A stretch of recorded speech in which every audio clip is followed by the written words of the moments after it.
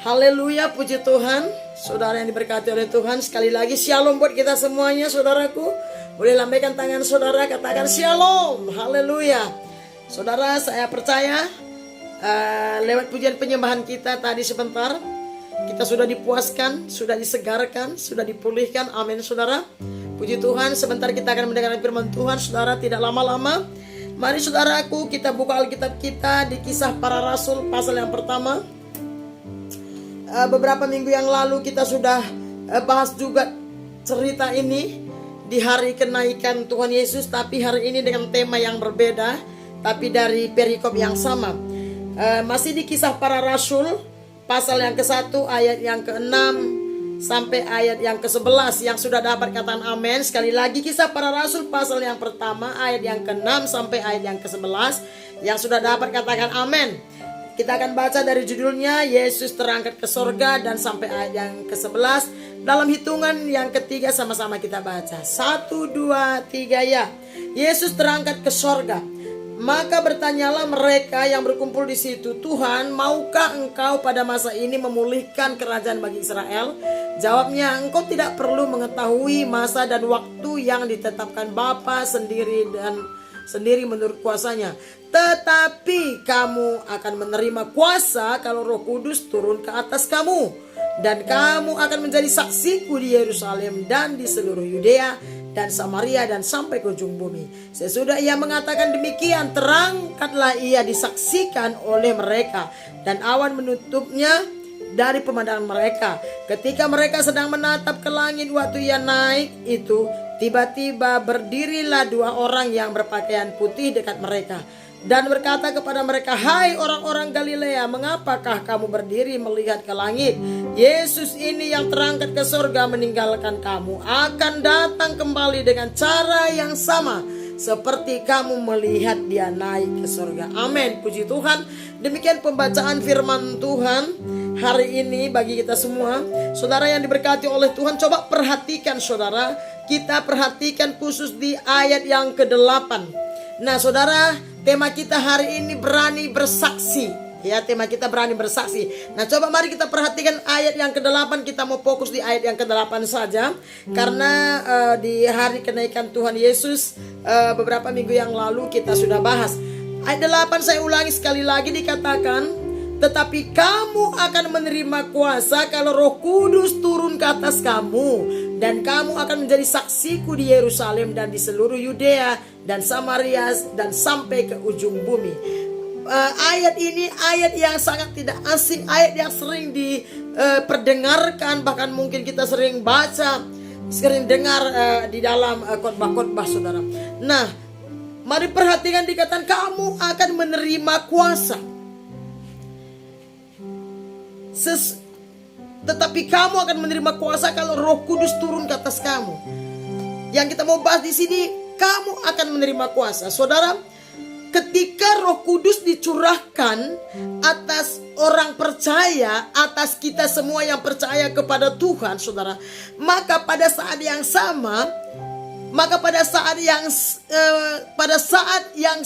atau pada saat itu juga kuasa yang tak terbatas itu, kuasa yang hebat itu, kuasa yang ilahi itu saudara, dicurahkan atas kita. Sekali lagi, ketika Roh Kudus dicurahkan atas semua orang percaya, atas kita, maka pada saat yang bersamaan kuasa yang tak terbatas dari Tuhan itu juga dicurahkan atas semuanya kita.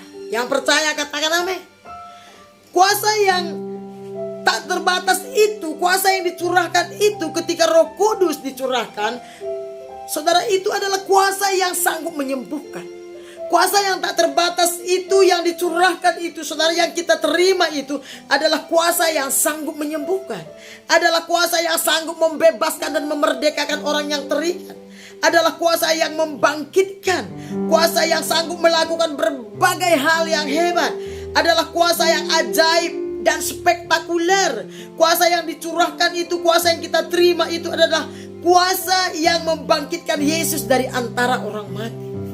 Kuasa itulah yang kita terima ketika Roh Kudus turun atas setiap kita. Ketika Roh Kudus dicurahkan atas orang percaya. Kuasa itu adalah kuasa yang dioperasikan, adalah kuasa yang ditunjukkan, yang dilakukan oleh Yesus Kristus waktu dia ada di muka bumi melayani 3,5 tahun, saudara.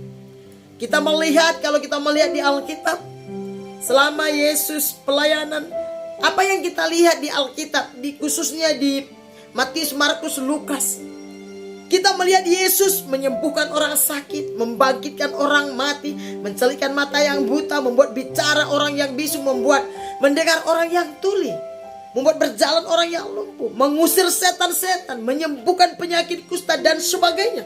Kuasa itulah yang sebenarnya kita terima waktu Roh Kudus dicurahkan. Waktu kita dipenuhi oleh Roh Kudus, waktu kita dibaptis oleh Roh Kudus, maka kuasa yang dahsyat itu, kuasa yang tidak ada tandingannya itu, kuasa yang spektakuler itu, kuasa yang luar biasa itu juga kita terima, saudara. Kuasa itu adalah kuasa Allah. Hidup kita tidak akan pernah memiliki kuasa. Kita tidak akan pernah yang namanya memiliki kuasa kalau seandainya Roh Kudus tidak dicurahkan atas kita. Sekali lagi, hidup kita tidak akan pernah memiliki kuasa, atau kita tidak akan memiliki kuasa seandainya Roh Kudus tidak tercurah atau tidak dicurahkan atas setiap hidup kita, saudara. Ya, oleh karena itu kalau kita rindu, oleh karena itu sesuai dengan ayat pembahasan kita di Kisah Para Rasul pasal 1 ayat 8 tadi. Karena itu kalau kita rindu melihat kuasa Allah bekerja dalam hidup kita, keluarga kita, usaha pekerjaan kita, bahkan pelayanan kita, kalau kita rindu melihat itu semuanya terjadi. Kalau kita ingin melihat hidup kita tidak bisa dihentikan oleh kekuatan musuh, kalau kita rindu melihat hal-hal yang ajaib, hal-hal yang hebat, doa-doa kita, bahkan apapun yang kita lakukan, kalau kita rindu melihat itu semuanya terjadi, saudara, maka kita perlu, bahkan harus dipenuhi oleh Roh Kudus. Kalau kita mau melihat perkara-perkara yang ajaib, kalau kita mau melihat kemenangan demi kemenangan terjadi atas hidup kita, kalau kita mau melihat kuasa Allah bekerja atas hidup kita, kalau kita mau melihat pertolongan, pembelaan Tuhan yang hebat itu terjadi atas kehidupan kita, satu persatu, saudara, maka kita perlu dan harus dipenuhi oleh Roh Kudus. Kita harus senantiasa dipenuhi oleh Roh Kudus. Kita harus senantiasa dipenuhi oleh aliran-aliran kuasa Roh Kudus, saudara. Karena inilah tujuan Roh Kudus dicurahkan. Inilah tujuan Roh Kudus dicurahkan, supaya saya dan saudara sebagai anak-anak Tuhan punya kuasa. Dan kuasa itu adalah kuasa yang Yesus terima. Kuasa itu adalah kuasa yang membangkitkan Yesus dari antara orang mati, saudara. Kuasa itu adalah kuasa yang sanggup melakukan banyak perkara-perkara yang heran dan ajaib yang dunia ini tidak bisa kerjakan. Kuasa itulah yang kita terima waktu Roh Kudus dicurahkan. Oleh karenanya betapa pentingnya, bahkan seharusnya kita dipenuhi Roh Kudus, saudaraku. Oleh karena itu jangan pernah menganggap remeh, jangan pernah menganggap rendah, jangan pernah menganggap enteng dengan dipenuhi oleh Roh Kudus. Jangan pernah menganggap remeh tentang kepenuhan Roh Kudus. Jangan pernah menganggap enteng dengan baptisan Roh Kudus. Karena tanpa kepenuhan Roh Kudus, tanpa dipenuhi Roh Kudus, kita tidak ada apa-apanya. Kita tidak punya kekuatan dan kemampuan untuk melakukan banyak hal sebagai anak-anak Tuhan. Kita tidak bisa bangkit dalam kerohanian kita. Kita tidak bisa maju dan meningkat dalam kerohanian kita, saudara. Kita justru lemah, kita rapuh tanpa Roh Kudus. Kita rentan dengan persoalan pergumulan. Kita tidak berdaya tanpa kuasa Roh Kudus. Makanya Yesus bilang, kalau Roh Kudus turun atasmu, kamu akan terima kuasa. Kuasa yang diberikan oleh Tuhan kepada kita tidak bisa dibeli dengan uang. Tidak salah punya pendidikan tinggi, tidak salah kita punya kekayaan yang besar, tidak salah kita menjadi orang yang hebat, tapi tanpa kuasa Roh Kudus kita lemah, kita tidak berdaya. Oleh karena itu jangan pernah menganggap remeh, jangan pernah merasa tidak penting dengan dipenuhi Roh Kudus. Kenapa banyak kali kita lemah dan tidak bisa melihat kemenangan, hidup berkemenangan dalam kerohanian kita? Kemungkinan kita sudah tidak aktif lagi bersekutu dengan Tuhan. Kemungkinan kita sudah tidak dipenuhi lagi oleh Roh Kudus. Itu masih ada dalam diri kita, tapi kita tidak dipenuhi. Kepenuhan Roh Kudus atau baptisan Roh Kudus, dipenuhi Roh Kudus hidup kita, ini adalah tanda penyertaan Allah atas kehidupan kita dari hari ke hari. Pemenuhan Roh Kudus atas hidup kita itu adalah sebuah tanda penyertaan atau tanda kehadiran Allah dalam hidup kita. Oleh karena itu nggak bisa dianggap remeh, sangat tidak bisa. Ya, hidup kita tidak akan pernah memiliki kuasa kalau seandainya Roh Kudus tidak dicurahkan. Ini yang akan menjadikan kita berbeda. Pemenuhan Roh Kudus atas hidup kita, kehadiran Roh Allah, kehadiran-hadirat Allah dalam kehidupan kita setiap pribadi. Inilah yang akan membuat kita berbeda dari orang-orang yang banyak. Penting sekali, harus sekali, dimanapun kita berada, bagaimanapun situasi kita, izinkan Roh Kudus selalu memenuhi hidup kita. Izinkan hadirat Allah terus memenuhi hidup kita, karena itu adalah sebuah perlindungan, itu adalah sebuah benteng bagi hidup kita, itu adalah sebuah kekuatan, kemampuan yang supranatural yang tidak bisa kita beli dengan emas dan perak. Tidak bisa, saudara, kecuali kita dipenuhi oleh Roh Kudus. Tidak peduli setinggi apa pendidikan kita, sehebat apa kita, tapi tanpa kuasa Roh Kudus, tanpa kehadiran Roh Kudus dalam kehidupan kita, sekali lagi kita akan menjadi orang-orang Kristen yang lemah dan rapuh. Kita akan menjadi orang-orang Kristen yang selalu mengalami kekalahan demi kekalahan. Kita akan selalu mengalami kegagalan demi kegagalan di dalam mengiringi Tuhan. Kuasa Roh Kudus adalah kuasa yang paling ditakuti oleh setan. Kuasa Roh Kudus adalah kuasa yang tidak bisa dilawan oleh siapapun dan apapun.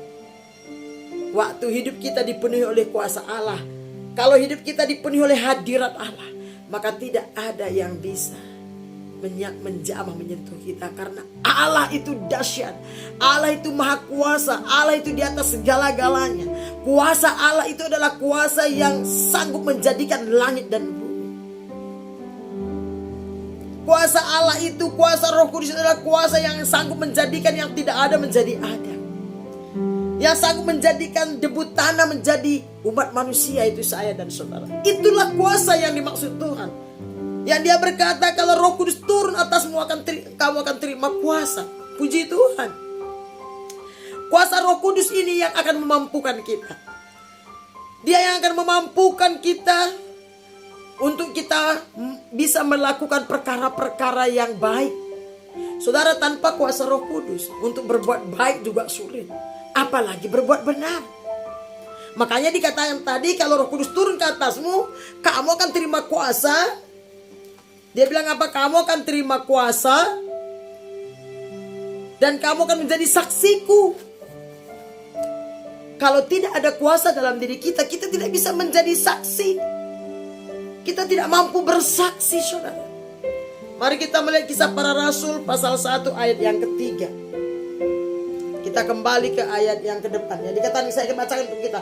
Kepada mereka, kepada murid-murid ya, Yesus atau Ia menunjukkan dirinya setelah penderitaannya selesai, dan dengan banyak tanda Ia membuktikan bahwa Ia hidup. Sebab selama 40 hari Ia berulang-ulang menampakkan diri dan berbicara kepada mereka tentang kerajaan Allah. Saudara, ini sering saya sampaikan.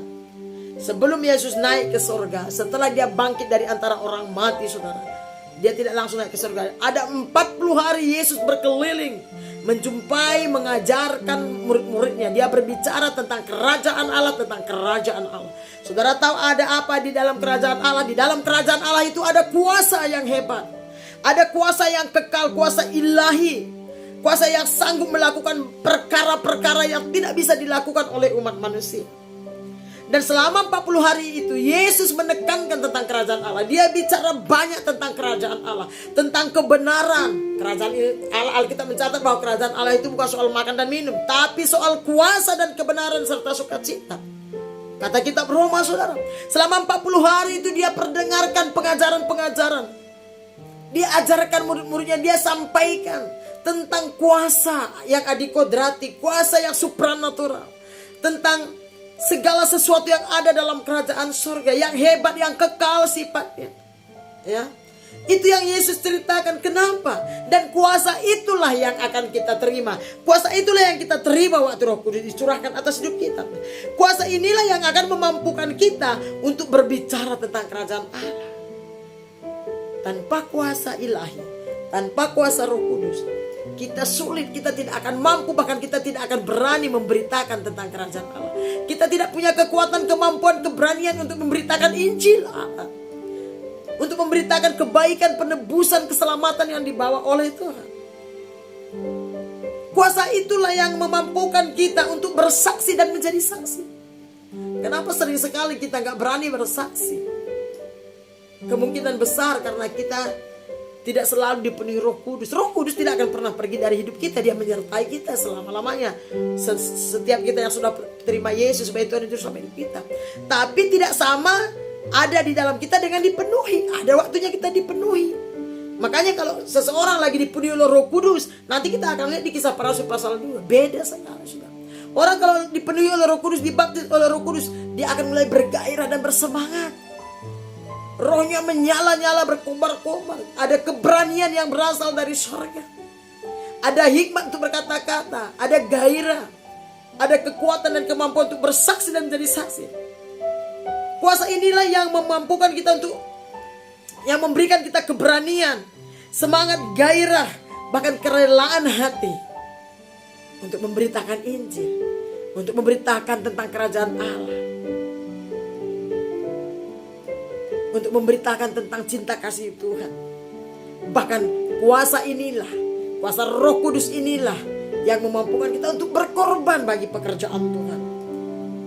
Makanya Yesus pernah berkata, coba kita melihat Lukas 24, saudara. Saya bacakan buat saudara.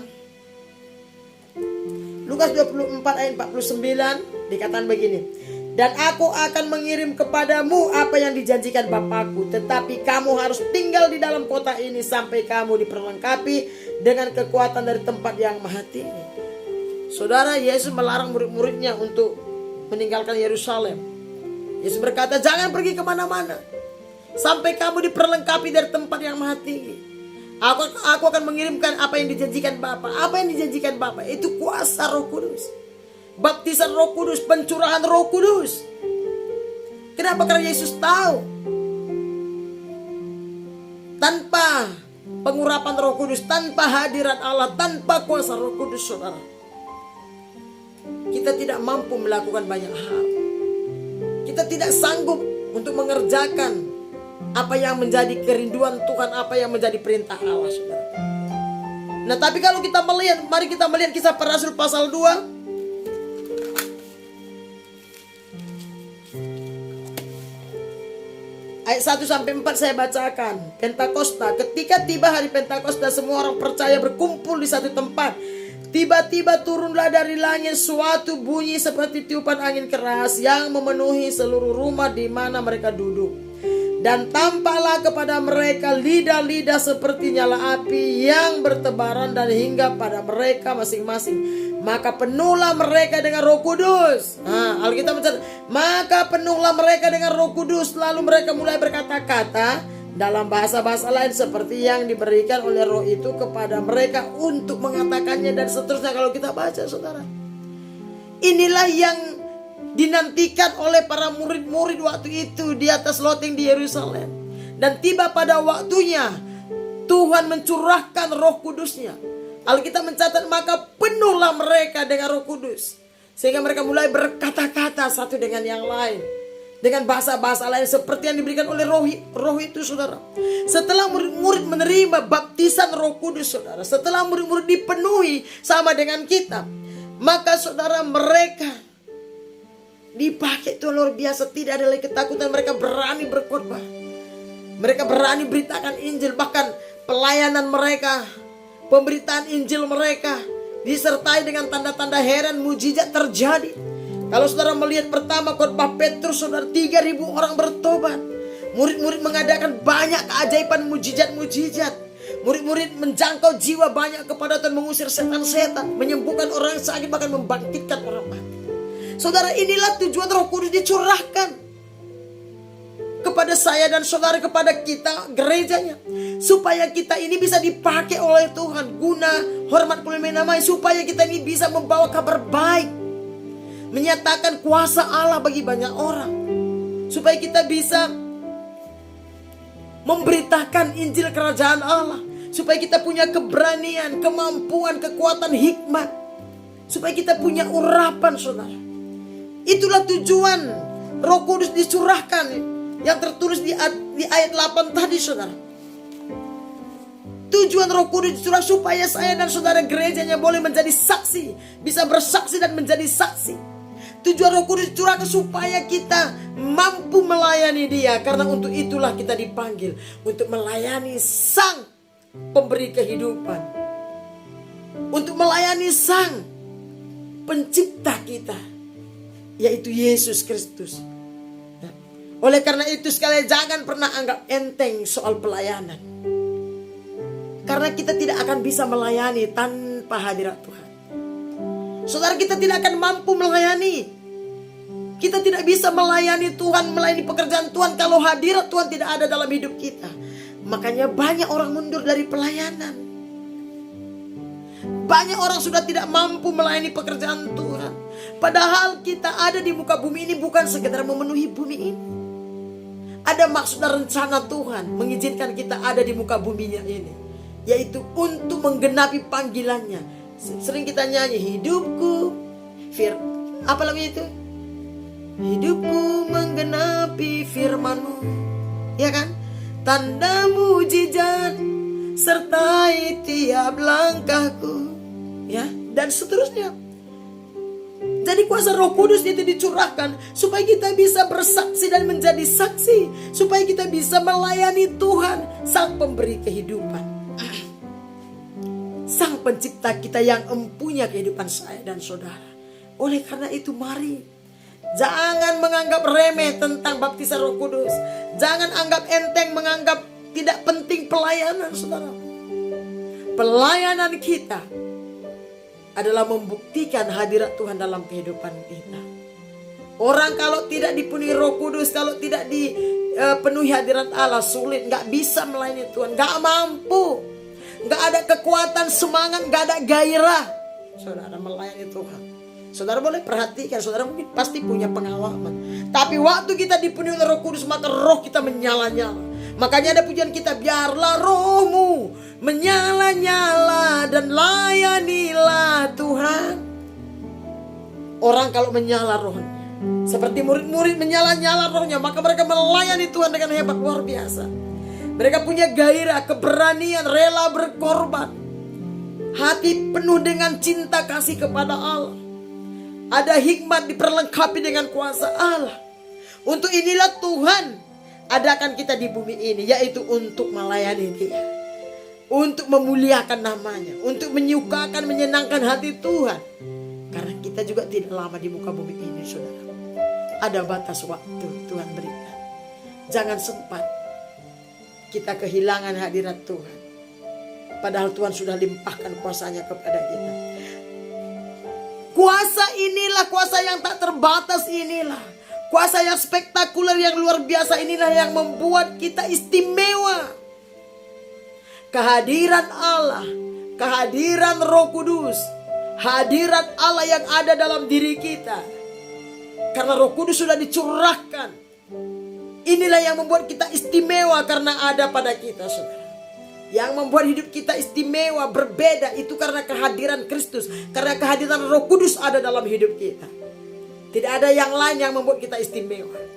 Hanya kehadiran Roh Allah, hanya kehadiran Roh Kudus, hanya karena ada Roh Allah dalam hidup kita. Itulah yang membuat kita istimewa, spesial di mata Allah. Yang percaya katakan amin. Dipenuhi Roh Kudus akan mendatangkan banyak hal. Waktu kita dipenuhi Roh Kudus, kehadiran Roh Kudus dalam hidup kita itu akan mendatangkan banyak hal-hal yang baru dalam kehidupan kita. Hal-hal apa itu? Hal-hal yang baru dari Tuhan, hal-hal yang hebat, hal-hal yang baik, hal-hal yang membawa kita lebih maju, lebih meningkat lebih melekat dengan Tuhan. Hal-hal yang bisa mempromosikan hidup kita. Hal-hal yang akan mendatangkan kemuliaan, hormat, pujian, syukur dari hidup kita kepada Allah. Oleh karena itu, teruslah bergerak. Dan teruslah bergerak, teruslah bertindak di dalam Yesus dan bersama Yesus. Karena kalau kita stop dan berhenti, maka kuasa itu tidak akan bekerja. Sama kalau saudara berhenti bekerja, maka saudara tidak akan menerima hasil apa-apa. Demikian juga kalau kita berhenti bergerak bersama Tuhan.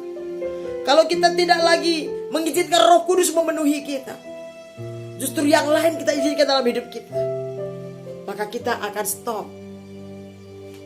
bertumbuh dalam Tuhan. Kita tidak akan melihat perkara-perkara yang baru. Kita tidak akan melihat kemajuan-kemajuan, peningkatan-peningkatan kerohanian dalam hidup kita. Kita tidak akan melihat hal-hal yang ajaib yang berasal dari Allah. Maka kehidupan kita akan menjadi sama seperti yang lain. Kehidupan kita akan biasa-biasa, saudaraku. Tidak ada bedanya dengan orang-orang yang tidak mengenal Allah. Oleh karena itu mari terus bergerak, terus bertindak. Jangan pernah berhenti dan jangan mau dihentikan oleh apapun dan siapapun. Jangan diam. Tetapi mari bangkitkan diri kita masing-masing di hadapan Tuhan. Bangun hubungan kita dengan Tuhan. Minta Roh Kudus terus penuhi kita. Minta Roh Kudus terus mengalir dalam kehidupan kita. Bangkit dalam Tuhan. Mari kita melihat Efesus pasal yang kelima.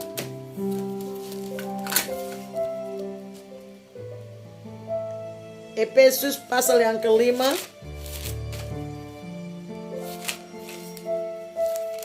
Saya akan baca buat kita. Efesus pasal yang kelima ayat yang ke-18 dikatakan begini. Dan janganlah kamu mabuk oleh anggur, karena anggur menimbulkan hawa nafsu, tetapi hendaklah kamu penuh dengan Roh Kudus. Jangan mabuk dengan sesuatu. Jangan dikuasai, dikendalikan dengan sesuatu yang bukan dari Tuhan. Karena itu akan menimbulkan hawa nafsu menimbulkan dosa, hawa nafsu menimbulkan pelanggaran, hawa nafsu menimbulkan kejahatan, hawa nafsu menimbulkan kekejian di hadapan Tuhan, saudara. Hawa nafsu membuat kita jauh dari hadirat Allah. Hawa nafsu membawa kita keluar dari hadirat Allah, dari koridor Tuhan. Makanya dikatakan di sini, dan janganlah kamu mabuk. Artinya jangan kamu dikendalikan. Orang mabuk itu dikendalikan, dikuasai, ya. Janganlah kamu dikendalikan atau dikuasai oleh anggur. Anggur dunia ini maksudnya. Oleh situasi, kondisi dunia ini, sistem dunia ini. Jangan terpengaruh, terbawa arus. Jangan dikendalikan, jangan dikuasai oleh hal-hal dunia yang membawa kita bisa hilang dari hadirat Allah. Saudara, sistem dunia ini kalau kita tidak hati-hati, kalau kita tidak eksis, kalau kita tidak taat dan setia kepada Tuhan, kalau kita tidak terikat dengan Roh Tuhan, kalau kita tidak senantiasa dipenuhi oleh Roh Kudus, maka roh-roh dunia ini akan mengendalikan hidup saya dan saudara. Maka sistem dunia ini, situasi dunia ini, cara-cara dunia yang tidak pasti, yang dosa, yang jahat, yang gelap ini akan mengendalikan hidup kita, akan membawa kita hanyut. Dan kita akan hilang dari hadapan Allah. Kita akan jauh dari hadirat Tuhan, saudara. Jangan mau. Maka dikatakan, tetapi hendaklah kamu penuh dengan roh, R-nya R besar. Hendaklah kamu penuh dengan hadirat Allah. Hendaklah kita penuh dengan Roh Kudus. Karena kalau Roh Kudus memenuhi hati kita, maka Roh Kuduslah yang akan menguasai hati, pikiran, tindakan, perbuatan, perkataan kita. Kalau Roh Kudus memenuhi hati kita, maka Roh Kudus yang akan mengendalikan kita. Roh Kudus akan membawa kita makin hari makin serupa segambar dengan Yesus. Roh Kudus akan membawa kita kepada pengalaman-pengalaman yang baru. Roh Kudus akan membawa kita untuk mengerjakan hal-hal yang benar, yang berkenan di hadapan Allah. Roh Kudus akan membawa kita dari kemuliaan kepada kemuliaan, di mana hidup kita berguna bagi kerajaan Allah. Hidup kita menjadi berkat bagi banyak orang. Hidup kita menyenangkan, memuliakan hati Tuhan. Hidup kita berkenan di hadapan Allah. Amin, saudara. Saya percaya Roh Kudus masih mendiami hidup kita semuanya. Jangan cuma Roh Kudus diam dalam diri kita. Biarlah Roh Kudus beracara dan berperkara atas hidup kita. Mari bangkit maju bersama dengan Tuhan. Mari undang Roh Kudus terus memenuhi kita. lewat perenungan firman, lewat pujian penyembahan, hubungan intim kita dengan Tuhan, lewat ibadah-ibadah kita. Izinkan Roh Allah memenuhi kita. Karena di mana Roh Allah memenuhi kita, maka hidup kita tidak sama dengan dunia ini. Hidup kita berbeda, hidup kita bersemangat dan bergairah, hidup kita menyukakan hati Tuhan, hidup kita menjadi berkat, menjadi teladan, menjadi contoh yang baik dan benar bagi banyak orang, sehingga nama Tuhan dipermuliakan. Amin, saudara. Firman Tuhan hari ini buat kita semuanya, berani bersaksi. Saudara, tanpa hadirat Tuhan, kita tidak akan pernah berani bersaksi. Kalaupun kita bersaksi, kesaksian kita itu tidak akan menyentuh hati orang. Tapi waktu kita dipenuhi oleh Roh Kudus seperti murid-murid, waktu mereka pergi melangkah ke sana kemari melayani, banyak jiwa yang datang percaya kepada Tuhan. Mereka disertai dengan tanda-tanda heran mujizat. Sekali lagi saya mau tekankan, kehadiran Roh Kudus dalam hidup kita, kepenuhan Roh Kudus dalam hidup kita akan mengerjakan banyak perkara-perkara yang hebat dalam hidup kita. Akan mendatangkan hal-hal yang ajaib, hal-hal yang baru, hal-hal yang memuliakan nama Tuhan. Tentunya hidup saya dan saudara pasti diberkati. Amin. Puji Tuhan. Demikian firman Tuhan yang boleh saya sampaikan hari ini. Doa dan harapan saya tentunya kerinduan terbesar Tuhan, supaya lewat kebenaran firman Tuhan yang singkat hari ini, hati kita makin haus, makin lapar akan Tuhan. Roh kita bangkit untuk lebih lagi merindukan Tuhan, sehingga hidup kita makin hari makin dibaharui, makin diubahkan, makin dipenuhi, makin dikuasai dan dikendalikan oleh Allah yang hidup. Amin. Puji Tuhan. Mari kita tutup Alkitab kita, saudara. Kita mau angkat satu pujian di hadapan Tuhan sebagai komitmen pernyataan perkataan kita di hadapan Tuhan. Kita mau katakan di hadapan Tuhan, Roh Allah yang hidup penuhi. Sambil kita mengangkat pujian ini, sambil mata kita tertuju kepada Tuhan dengan penuh keyakinan, kita percaya apa yang kita perkatakan di hadapan Tuhan itu yang akan terjadi dalam hidup kita. Haleluya.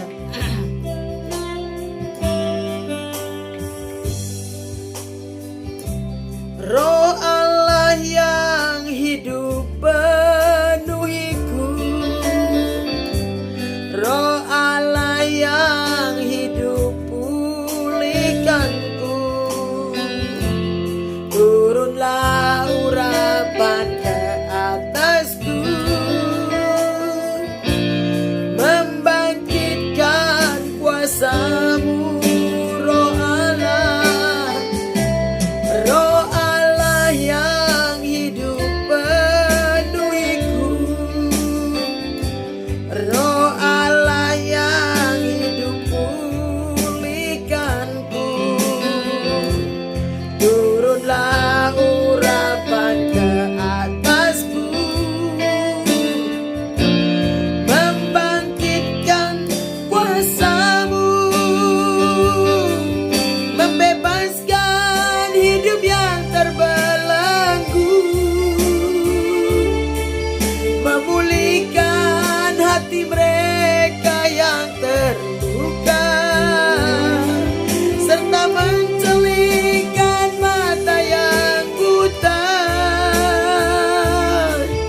Jadikan hidupku alatmu, dipenuhi urapan baru, menyatakan kebesaran kuasa-Mu, membebaskan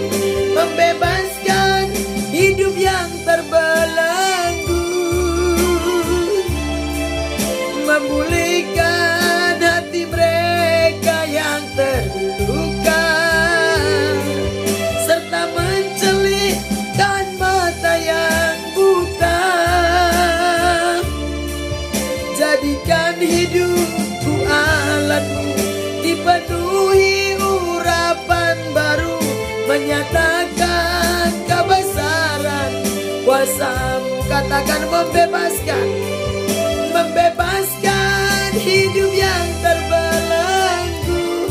Mari saya undang kita bangkit semua berdiri di hadapan Tuhan sambil kita mengangkat pujian ini.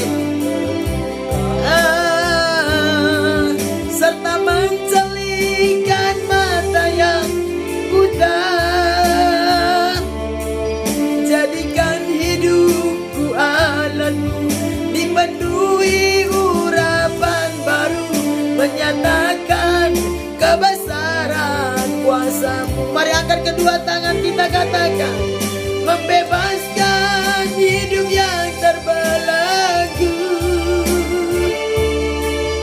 memulihkan hati mereka yang terluka, serta mencolokkan mata yang buta. Jadikan hidupku alatmu, dipenuhi urapan baru, menyatakan kebesaran kuasa-Mu. Jadikan hidupku alatmu, dipenuhi urapan baru, menyatakan kebesaran kuasa-Mu. Jadikan hidupku alatmu, dipenuhi urapan baru, menyatakan kebesaran kuasa-Mu. Haleluya, haleluya. Oh, penuhi kami Roh Kudus, penuhi kami dengan Roh-Mu yang hidup Tuhan. Mengalirlah Roh Kudus, mengalirlah urapi kami. Kami percaya kepada-Mu, kami merindukan-Mu Roh Kudus. Kami perlu Kau lebih dari segalanya. Kuasa Roh Kudus, Roh Allah yang hidup. Kami cinta, kami haus, kami lapar hadirat-Mu. Penuhi kami Tuhan, penuhi kami Roh Kudus, urapi kami Bapa. Kami sembah Kau, kami sembah, kami puji, kami tinggikan nama-Mu. Haleluya, ralabarashanda, sinaralabaya rabashanda, ralabaya rabashande. Haleluya.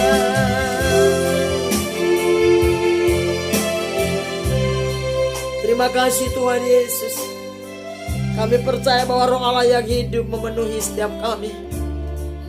Dan kami tahu Roh Allah yang hidup akan pulihkan, bebaskan, merdekakan kami. Bahkan Roh-Mu yang hidup akan memampukan kami untuk mengerjakan, melakukan apa yang menjadi kerinduan Tuhan dalam kehidupan kami. Roh-Mu yang hidup dalam diri kami akan memampukan kami untuk menggenapi panggilan-Mu atas hidup kami. Memberikan kami semangat, gairah, keberanian untuk bersaksi, menjadi saksi, memberitakan Injil Kerajaan Allah, menyembuhkan banyak orang sakit, membebaskan yang terikat terbelenggu, mengusir setan-setan, dan seterusnya di dalam nama Yesus. Mantrakan firman dalam setiap hati umat-Mu, hati kami. Pakai kami menjadi saksi dan selalu berkat Tuhan. Berkati umat-Mu. Biar kebenaran firman yang kami dengar hari ini, hidup kami diubahkan, dibaharui kembali Tuhan. Kami dibebaskan, dilepaskan, dibangkitkan, disemangati, digairahkan Tuhan. Biarlah semua guna hormat kemuliaan bagi nama-Mu. Berkati umat-Mu dimanapun mereka berada. Berkati usaha pekerjaan mereka, terlebih pertumbuhan iman mereka, teguhkan iman percaya mereka, bangkitkan roh dalam diri mereka, kembalikan cinta kasih mula-mula mereka. Pakai mereka menjadi saksi dan selalu berkat Tuhan dimanapun mereka berada, dan berkati, lindungi mereka Tuhan. Terpuji nama-Mu, hamba-Mu terbatas tapi Roh-Mu tidak terbatas. Hamba serahkan seluruh umat dalam tangan-Mu. Biarlah berkat anugerah kasih karunia terus mengalir melimpah hidup mereka. Kuatkan yang lemah, angkat yang jatuh, sembuhkan yang sakit, balik luka hati, berikan usaha hati, ampun yang berdosa di dalam nama Yesus. Terpuji termulia nama-Mu Bapa. Ini doa dan ucapan syukur kami. Segala kemuliaan, hormat, pujian, syukur bagi Yesus Kristus Tuhan dan Juru Selamat hidup kami. Kami sudah berdoa bersyukur. Semua kita yang percaya dan diberkati oleh Tuhan. Sama-sama kita katakan amin, amin. Berikan tepuk tangan bagi Allah kita. Tuhan Yesus memberkati kita semuanya. Silakan duduk semua saudaraku. Sampai bertemu di minggu yang akan datang. Tuhan Yesus memberkati kita semuanya. Selamat hari Minggu, shalom.